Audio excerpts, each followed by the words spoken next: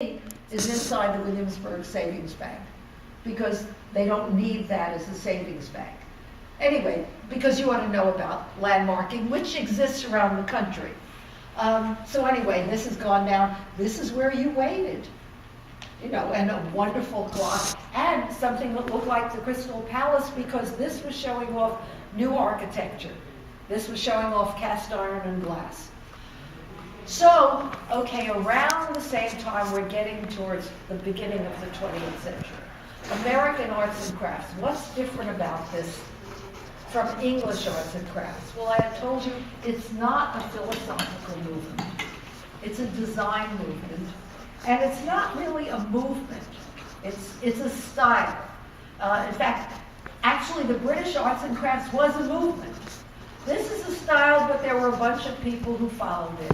A man named Gustav Stickley, who was a German immigrant, had gone to England, had visited William Morris, had seen Morris and Company, saw what was done, and decided that he was interested in bringing the style to America, but not the same way.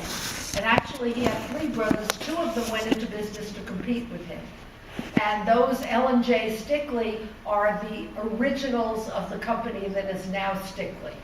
And that company folded, both folded. The Stickley now is an Italian couple who bought the name and the right to the designs, and they reissued Stickley's original furniture and added of their own, but not the Gustav Stickley, just so you know.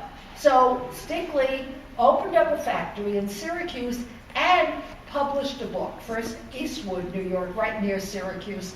What was the idea of it? Well, he's published a book to honor William Morris. Publishing a book gets more publicity out for your style. And an illustrator, well, I'll show you in a minute, this is United Crafts moved to Syracuse, and he's idealizing the craftsman. But he didn't make all his furniture by hand. He was very smart in that the pieces were cut out by machine and then assembled and finished off. So he had the best of both worlds. He was able to make furniture that was more affordable. And the only reason his work didn't last, his factory didn't last for long, is he was a crummy businessman. So he didn't really know how to run an operation. And then pretty much arts and crafts movement was over by World War I, which got us into a lot of other things. But an artist named Will Bradley, who also drew for the Ladies' Home Journal. One of the things I didn't mention is ladies' decorating magazines, particularly in America. I told you about Eastlake, and I showed you a couple of other publications in England. But the Ladies' Home Journal was founded in the 1880s, and House Beautiful was founded shortly after that. So you had magazines in America that were influential. I mean, all of us could read them. And they were a chance to influence people all around the country, or at least inform them about decorating. Will Bradley did drawings for the Ladies' Home Journal, and these were from the craftsmen. And you would buy this book to learn about design. And I find this interesting because I sort of think this relates to the kind of design motifs that Charles Rennie Mackintosh used. Not exactly the same motifs, but you can sort of see that these are all not exactly here. These motifs, not the same aesthetic. I've seen it written that you notice that in several periods you see the same look in different countries. And different countries and different designers. Doesn't mean that one's copying the other.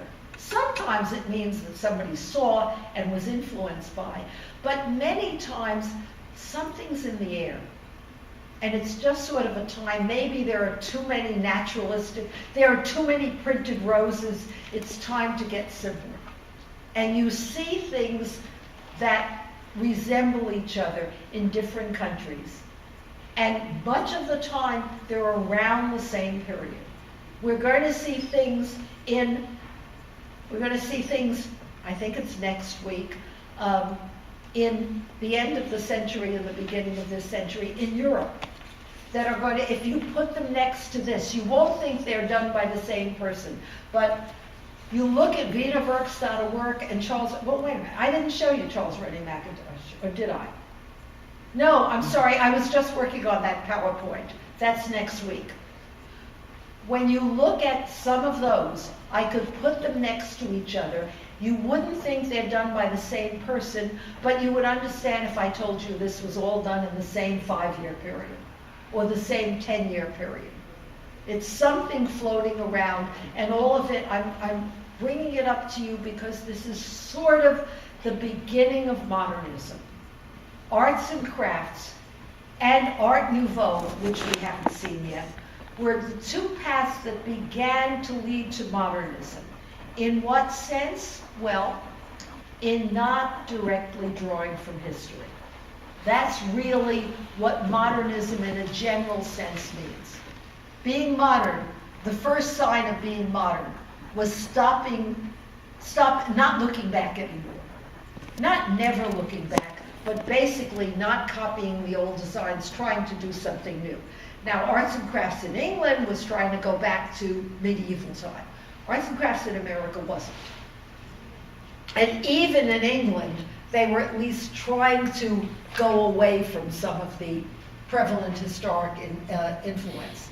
And here's another one of Will Bradley's drawings. And you're seeing things like showing the exposed wood.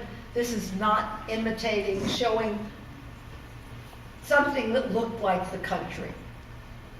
An inglenook is something I believe I mentioned for William Morris, which was an enclosure sort of nesting next to a fireplace, flanking a fireplace, high back seats that sort of enclose you. So you're making a nook at an angle, and you're feeling kind of cozy.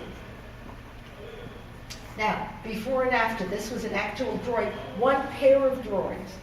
Give up, this is what your Victorian house looks like, and look how we fix it, we clean it up, we simplify it, you have our stylized decoration, and isn't this lovely? And this is what you should want. And this is the kind of house you should want to live in when you're living with this kind of interior, a bungalow.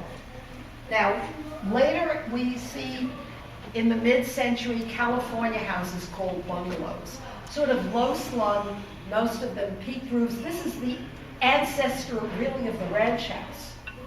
And this was shingle style, but much simpler, designed by Harvey Ellis, who designed a lot of the furniture made by these companies.